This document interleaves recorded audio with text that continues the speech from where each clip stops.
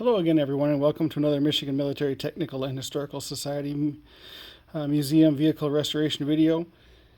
Just quick follow-on to the video I shot a little earlier today. Still working on this 1944 Willis MB that belongs to a museum member, and tearing it down, getting it ready for the new parts to come in. And I wanted to take an opportunity to talk a little bit about this guy right here. Since we got the carburetor off and everything's out of the way, we got a nice view of it. And those of you that work on modern cars will know this as a PCV valve, a positive crankcase ventilation valve. Most people, today, most mechanics today will look at a PCV valve and consider it to be part of the vehicle's emission control system. I believe they were first used in civilian cars in California emissions in like 1957, if I'm not mistaken. And so most people will be like, why does this 1944 World War II Jeep have a PCV valve on it, an emission control device? This is obviously a later engine that somebody put in, which is probably true in this case. This appears to be a CJ2 block.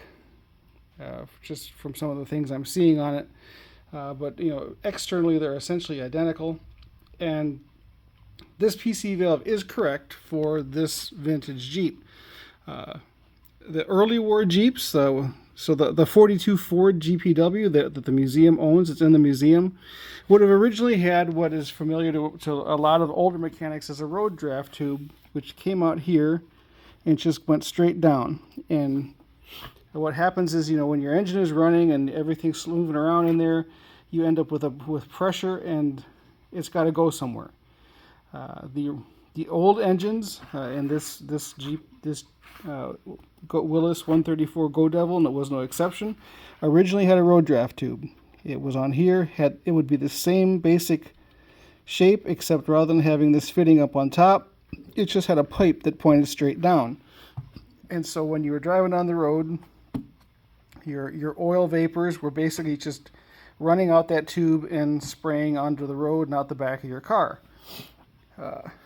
Again, you can see why, for emissions purposes, we did away with that. So those of you that are old enough to remember might remember the black lines in the middle of the road, which was indicative of just the oil being, oil and oil vapor being pushed out of the crankcase down the road draft tube and out out the back of the car. One of the things that they discovered during World War II is this road draft tube came out here, like I said, came down and was down here near the bottom of the block with a little like pie cut, just sort of stuck down there. Now, those of you, I'm sure you've watched enough World War II movies to know that one of the things that military vehicles do is go through water. Whether you're in an invasion, and you're driving off a landing craft onto a beach, or you're just crossing a body of water to in a tactical environment.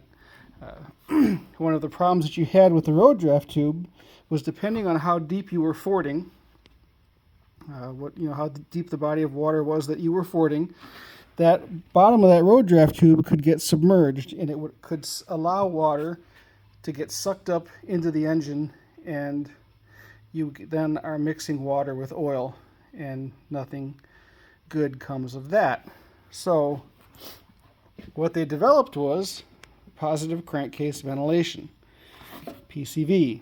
So the pressure, the oil vapor and pressure, rather than just running out the bottom of a road draft tube, comes up into here where you have manifold vacuum. So you have the carburetor sucking gas through this hole, creates a vacuum in here. We have which is manifold vacuum, which is what was also used on the vehicles with vacuum wipers to run the wipers.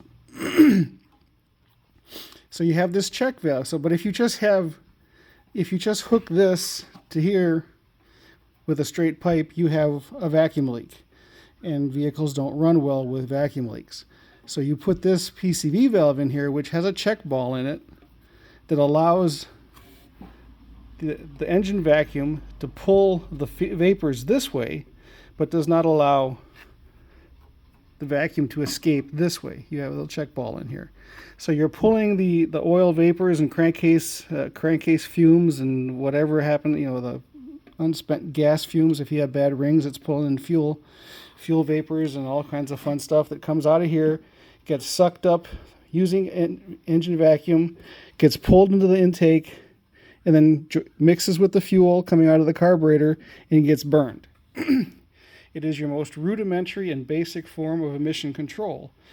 It was one of the first emission control devices adopted. Like I said, I believe it first appeared in the late 50s in California emissions and became standard on a lot of cars in the mid-19s, or became standard production in the 1960s, somewhere in mid-60s.